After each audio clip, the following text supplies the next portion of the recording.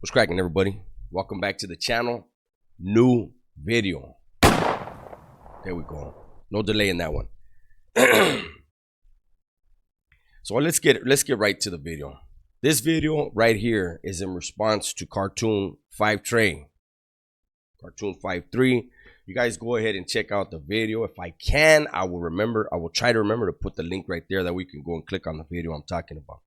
So I talked about how my belief that with the Southern Arrogance video I did, okay, he responded to my Southern Arrogance video, and I have to say that he earned a lot of respect from me, not because he agreed with me, but because he kept it real according to his experience. That's what this is all about, right? When people get on here and they talk about their experience, if their experience is different than yours, it doesn't mean that it's wrong, but they actually experienced it. Now, Cartoon said he had a C number. That's an OG number. And he's right. I did get busted in the early 90s. Actually, I hit the joint itself. I left the county. I hit the joint itself in 1994, to be exact. And I think a lot of people, he caught some heat. You know, he caught some heat. I saw that at least one other black content creator disagreed with him. I didn't watch the video. I just saw the title and I was like, it's unfortunate that people are not listening with their ears and processing with their mind. What happens is in these type of topics, these type of subjects, a lot of people want to listen with their ears and process it through their ego. Whenever you got your ego saying what's right and wrong, believe me, it's steering you the wrong way. I think Cartoon got it. I think Cartoon got what I was saying.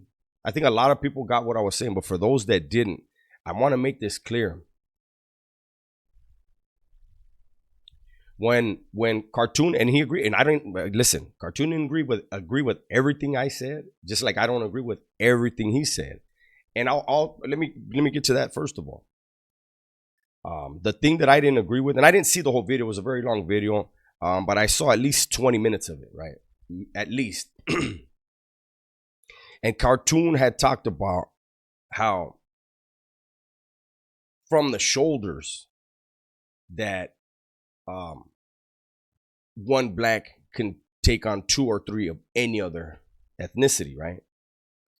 And I don't agree with that.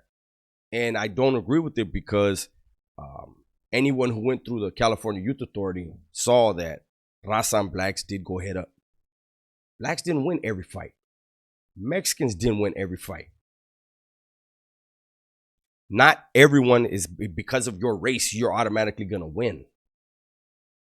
At all. So if a dude is losing head up, how is that dude going to turn around and beat up? You know what I'm saying? Now, are there Mexicans that could take on 2 or 3 of a different ethnicity and win? Yes. Are there blacks that can? Yes. Are there Asians that can? Yes. Are there whites that can? Yes. But to make it seem as if every one of them can, that's when I was like, but I don't think he meant every one of them. Now, Cartoon talked about how he noticed throughout his prison career that the youngsters coming in were not eager to pick up a knife. He said that they were scary. If you go back to my Pelican Bay video, you'll see where I said, what did I say? The only ones that did not run were the OGs. Same thing Cartoon said in his video. They were going to get busy. The OGs were going to get busy. The OGs are extremely and vastly outnumbered. And this is what I was talking about when I talked about the waves. Those OGs are going to be front line. What's left after that? That's what I was talking about. But the most important thing that I was talking about, and what it seems went over people's heads, and I think it was the most important part. Hopelessness. Not just hopelessness, but a lack of self-worth. I'm not putting my people down. My people, Raza have heart and balls that drag, right? But the reality is, a lot of raza, when they hit the joint, they have this idea in their head of what is supposed to happen. They are willing to pick up a knife and lose their freedom like that to prove something. They're bred that way. Are every one of them bred that way? Yes. Do all of them actually have that? No, but the majority do. And let's just understand, it's the mindset. That's not a put down to blacks or anyone else. The fact that you have in your mind, even in that type of place, in that type of environment, you have some kind of hope within you to say, man, I would like to go home. Like I'll get down with them, but ain't that serious. Well, you know what that means? You got some hope in you still. But that other dude, the one I was talking about, he only cares and pays attention to what's inside of those motherfucking walls. He's willing to kill under the gun. You know, when cartoons said dudes were scared to perform under the gun, they didn't want to get shot. Everyone knows when the Southerners get into a battle on the yard, they go, there's a wave, boom. Everybody gets down. What do? Hey, you good over there? You good over there? And then a crowd will jump up and rush, back out. Another crowd will get up and rush. The Mini 14 isn't going to stop anything until they say, all right, that's done. And it's usually when a raza gets killed by a cop, when they say, unfortunately, the Pelican Bay one, Sharky was unfortunately killed right at the beginning of the ride, and they kept going and going and going. At no time do I ever tell these stories to glorify any one faction, any one group, or prison itself. My video had more to do. That arrogance is a mindset. And that mindset, the root of it is hopelessness, man. A lack of self-worth. It's, you know, we call it heart. And it is. It takes a lot of heart to do those things. But it also means you don't care about yourself. Cartoons saying them dudes want to go home. Okay, well then, they should have stayed on the streets, first of all, because, and I talk about this a lot too, you can't be half-assing shit. If you are out there criming it right now, but you know, and ask yourself, if you're criming it right now, ask yourself, are you willing to perform underneath a Mini 14 rifle 20 feet away, take somebody to the dirt with a knife in your hand, knowing he might blow your brains out? If your answer right now is, nah, I ain't willing to do that, stop criming it. Go to school. Stop criming it. Get a job. Stop doing drugs. Stop being in the criminal lifestyle, in the drug lifestyle. Stop all that. Because what happens is, if you already know in your heart you are not willing to do that, you are not that extreme, you're moving into someone's house who is that extreme. And if they see that weakness in you, they might turn around and have to whack you. But you knew the whole time. You weren't cut out for it. These are kind of like the things that I was trying to do, but I'm trying to be, you know, this time I'm being a little bit more blunt. It's not a bad thing to not be a killer. Believe me. Killers ain't making money, man. I mean, they make a little money in the joint here and there. What are they spending it on? Where's the happy ending? Where's the fairy tale ending in that? So you ain't a killer, but you're a businessman. You ain't a killer, but you're an entrepreneur. You stay out here, you get a beautiful woman, make some beautiful kids, travel this beautiful world. What's wrong with that? That don't make you a less of a man whatsoever.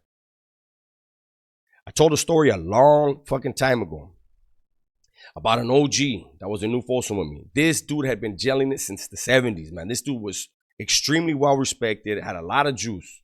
He was sitting on the yard one day by himself. I went and sat next to him. He's watching the yard. And he said, it don't take a man to be in prison. I was a youngster. I was like, what? I didn't expect that from this guy. I said, what? He said, you don't got to be a man to be in prison, homie. If you're a killer, they got a place for you. If you're a gang member, they got a place for you. If you're a coward, they got a place for you, homie. There's a place for everybody in prison. He said, there's something in us that we can't make it out there. Real men are on the fucking streets, homie. This is coming from somebody extremely well respected, a history of putting in work.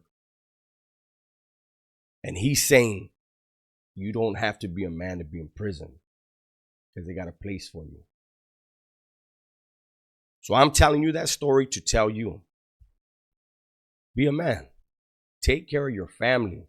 Get yourself right so that you can take care of everyone else around you the right way.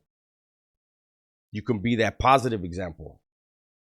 Once again, shout out to Cartoon for that video. I appreciated that. They had told me about it the other day. Hey, did you see that video he did? And I didn't see it. I didn't. You know, the holidays and everything going around. But I was like, ah, shit, somebody else talking shit about me. I checked it out and I was like, oh, shit. He kept it real. I respect that. And again, anyone who's saying that he's siding with the Mexicans, he's not. He's understanding the mentality is different. And it is.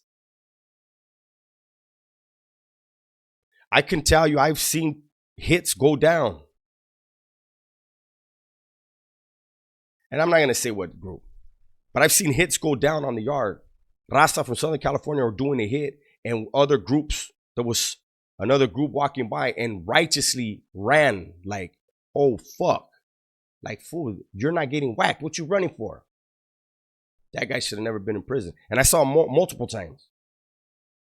Like, where we're at, if you're standing there and somebody gets whacked next to you, we all know. No sudden movements. Get up, walk away. You don't run. You don't bring the Jura's attention. You're going to fuck around and get hit for fronting somebody off. But I just said that because when Cartoon says people were scared, I seen it. Wasn't even your people getting moved on and you and ran. Like, what the fuck? Like, we laughed about it, but like damn, homie, that bottle, how does he live that down? Did his celly see that? But anyways, I just wanted to acknowledge Cartoon and tell him thank you for that. Thank you for keeping it real. And just to remind people that want to think or want to process everything through their ego and through their heart. The ego ain't your friend. And why would you get mad anyways about a prison story? You're on the streets, man. Get that money. With that said, everybody, please be safe, be smart. Tell the ones you love that you love them. Also, have a happy new year. Today's the 1st.